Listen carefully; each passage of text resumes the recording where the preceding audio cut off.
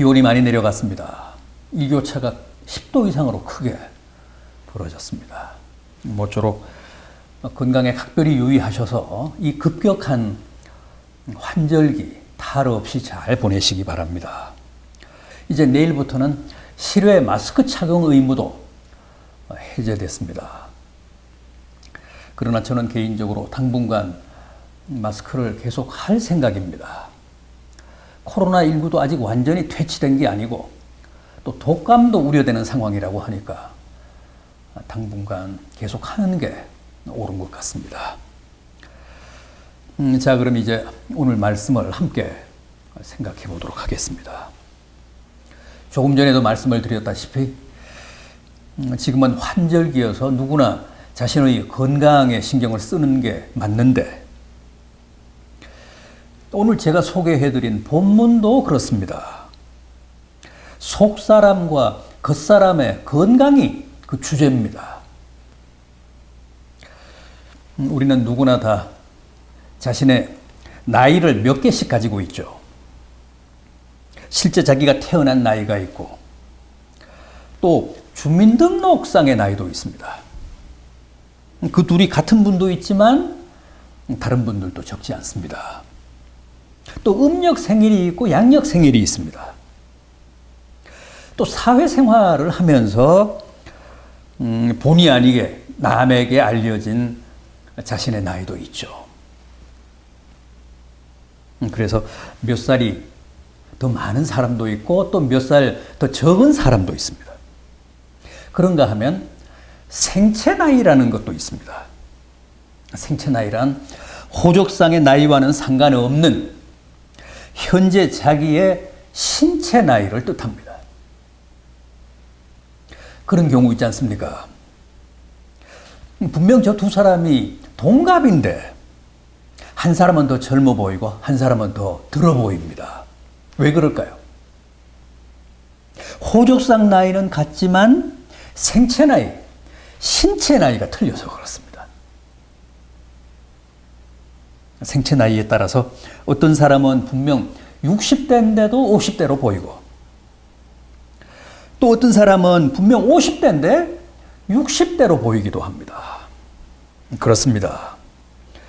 죽고 사는 거야 전적으로 하나님 손에 하나님 뜻에 달린 문제지만 사는 날까지 내가 얼마나 건강하게 젊게 사느냐 하는 것은 순전히 내가 평소에 얼마나 나의 생체 나이, 신체 나이를 잘 관리하느냐에 달렸습니다. 그런데 오늘 제가 말씀드리려고 하는 것은 우리의 겉사람인 생체 건강, 신체 건강보다는 우리의 속사람, 즉 영적 건강에 관한 말씀입니다. 왜냐고요? 우리 믿는 사람들에게는 영혼의 건강이 오히려 생체 건강 이상으로 중요하고 영혼의 젊음이 오히려 신체적 젊음 이상으로 소중하기 때문에 그렇습니다. 여러분들은 그렇게 생각하시지 않습니까? 여러분, 내 영혼이 병들고 시들면 아무리 신체가 제 실제 나이보다 더 젊어 보인다고 해도 그건 결코 오래 가지 못합니다. 결국 한순간에 무너집니다.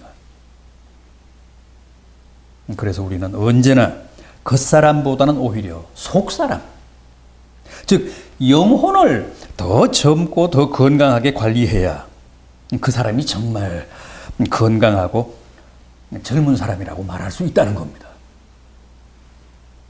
본문 18절을 보십시오. 우리가 주목하는 것은 보이는 것이 아니요 보이지 않는 것이니 보이는 것은 잠깐이요 보이지 않는 것은 영원함이니라.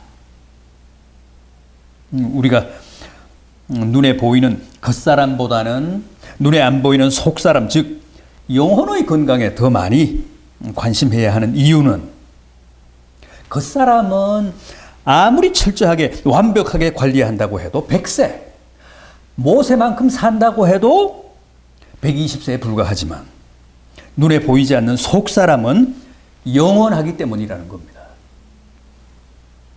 그 말은 곧 병든 영혼은 영원히 불행하지만 건강한 영혼은 영원히 행복하다는 뜻이기도 합니다.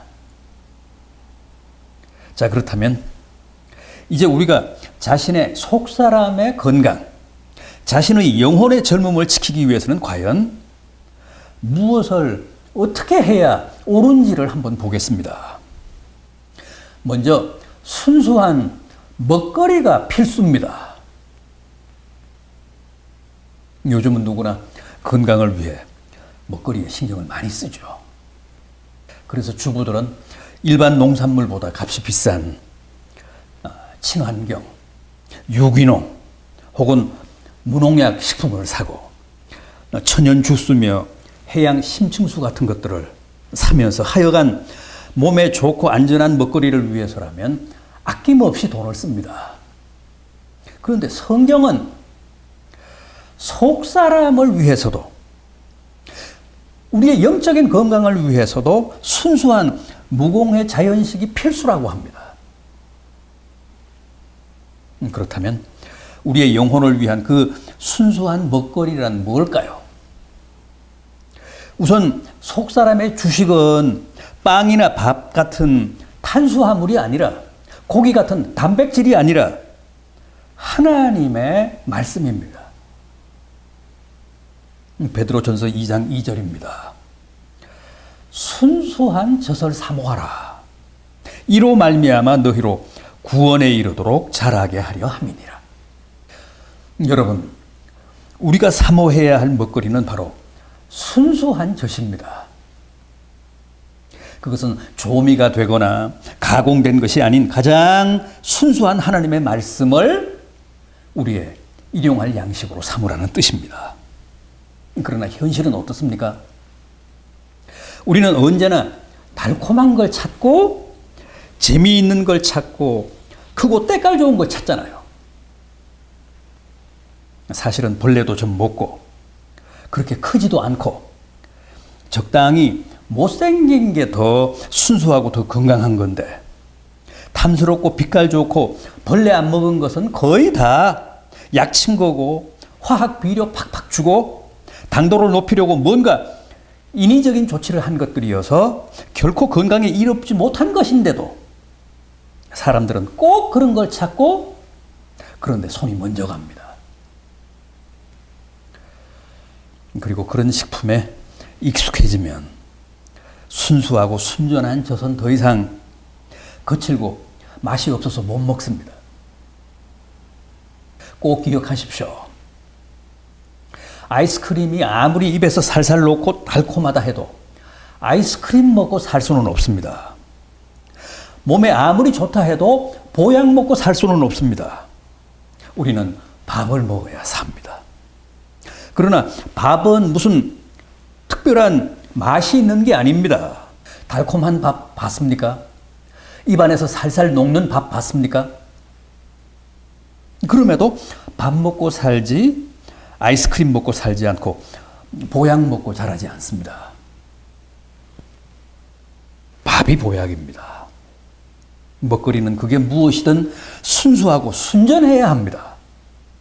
때깔 곱고 달콤한 것은 거의 불량식품입니다.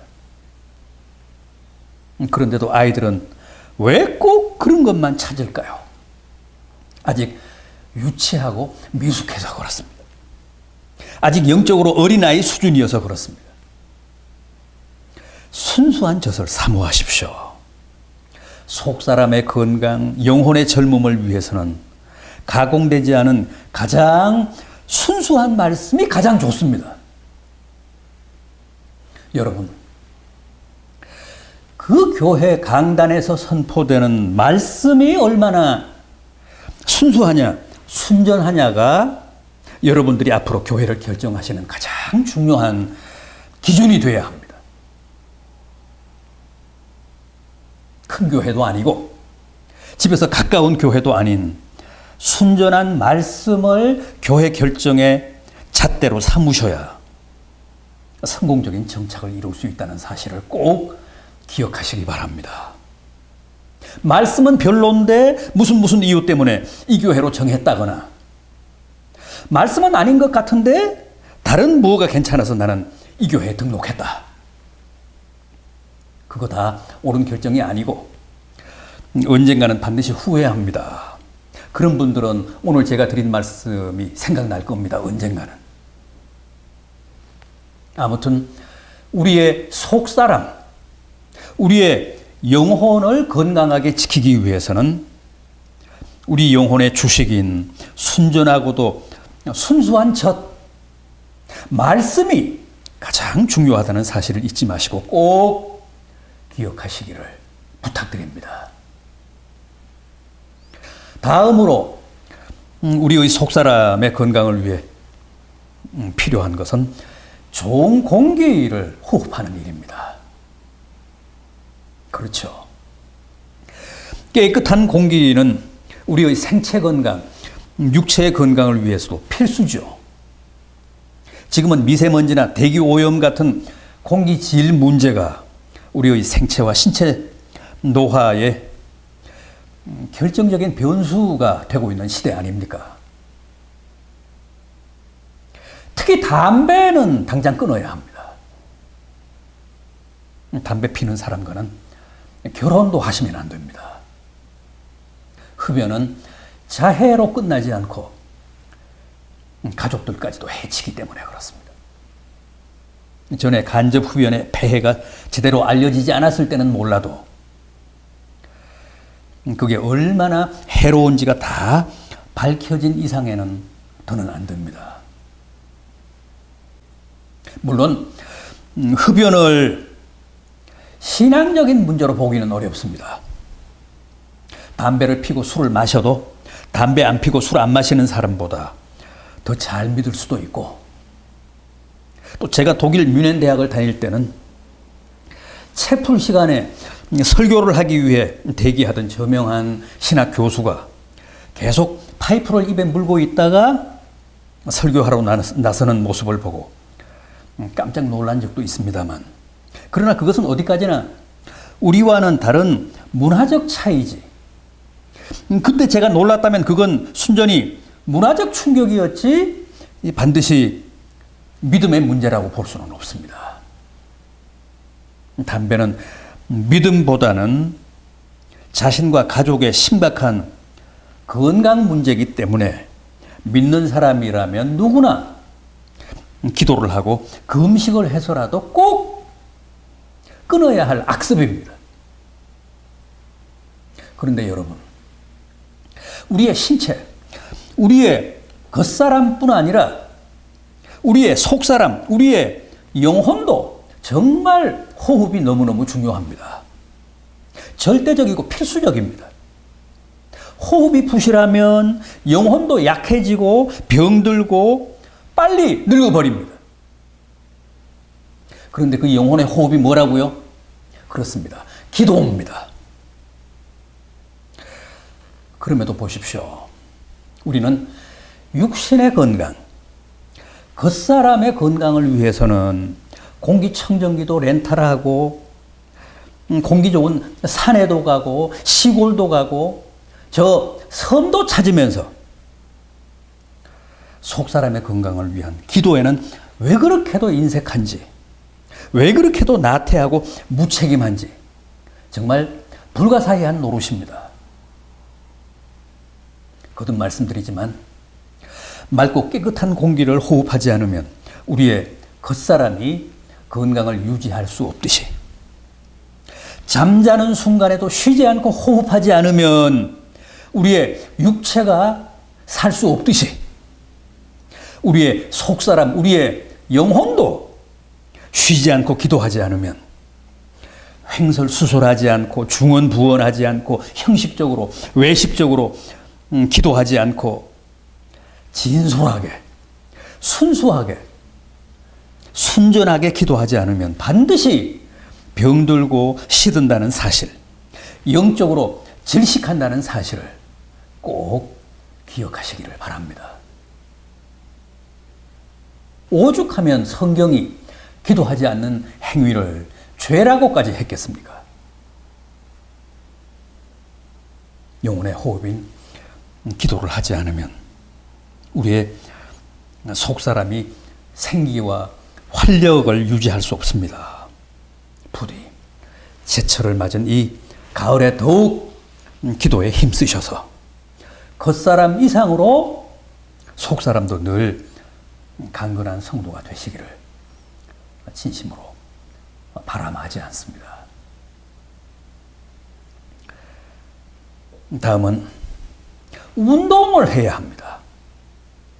운동도 건강을 지키기 위한 필수 조건이죠.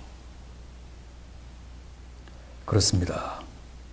운동을 열심히 해야 몸도 마음도 건강해지고 또 우리가 늘 젊게 살 수 있다는 것은 누구나 알고 있는 상식입니다. 연세 많으신 노인도 심지어는 병실의 환자들도 운동을 해야 회복이 빠르기 때문에 어제같이 큰 수술을 받은 사람도 어떻게든 걸으라고 권합니다. 강제로 운동을 시키는 겁니다. 그래야 회복이 빠르니까. 그런데 우리의 속사람, 우리의 영혼도 그렇습니다. 반드시 운동을 해야 튼튼해지고 또 싱싱해집니다. 열심히 이웃을 사랑하고 봉사하고 늘 온몸으로 내 삶으로 주님을 증거하며 살아야 합니다. 복음을 구체적으로 실천하며 살아야 합니다. 믿음 따로 생활 따로가 아니라 믿음을 사는 겁니다. 복음적인 삶, 선교적인 삶을 통해 그야말로 세상의 빛으로 소금으로 사는 겁니다. 요즘 다들 열심히 등산도 하고 마라톤도 하고 헬스도 하고 수영도 하죠. 그러나 그런 것으로 내 영혼까지 젊어지지는 않습니다. 속사람을 위한 운동이란 곧 주님의 이름으로 실천하는 봉사, 희생, 헌신 이런 겁니다. 주님의 사랑을 내 몸으로 실행하며 사는 겁니다. 주님은 내가 천국 열쇠를 내게 주겠다고까지 하신 베드로를 향해 사탄아 물러가라. 네가 하나님의 일은 생각하지 않고 오직 사람의 일만 생각하는구나 하며 무섭게 책망하신 적이 있습니다. 여러분, 영적 운동, 속사람을 위한 운동이란 늘 하나님의 일, 하나님의 뜻을 추구하며 사는 삶을 가리킵니다. 내 일은 나의 겉사람을 위한 수고고 노동이라면 하나님의 뜻을 실천하며 사는 삶은 나의 속사람, 나의 영혼의 건강을 위한 가장 복되고 아름다운 운동이라는 사실 반드시 잊지 마시고 기억하시기 바랍니다. 그리고 적어도 우리에게는 무엇을 먹을까, 무엇을 마실까, 무엇을 입을까 하는 나의 일보다 그의 나라와 그의 의를 구하는 하나님의 일이 우선이라는 사실도 잊지 마시기 바랍니다. 여러분, 우리는 주님을 믿되 결코 입으로 믿지 않고 마음으로 믿지 않고 가슴으로 믿지 않고 머리로 믿지 않고 봉사로 믿고 헌신으로 믿고 희생으로 믿고 실천으로 온 몸으로 믿는다는 사실도 반드시 기억하시기 바랍니다. 기독교는 절대 심정적인 종교가 아닙니다. 정태적인 종교가 아닙니다. 역동적인 종교고 실천적인 종교고 운동하는 종교입니다. 부디 내 영혼의 건강과 젊음을 유지하는 진정한 비결이 바로 영적 운동인 복음의 실천, 사랑의 실천, 믿음의 실천에 있다는 사실을 깨달으시고 늘 겉사람 이상으로 속사람의 건강을 위해 최선을 다하시는 성도들 되시기를 진심으로 기원합니다. 기도하시겠습니다.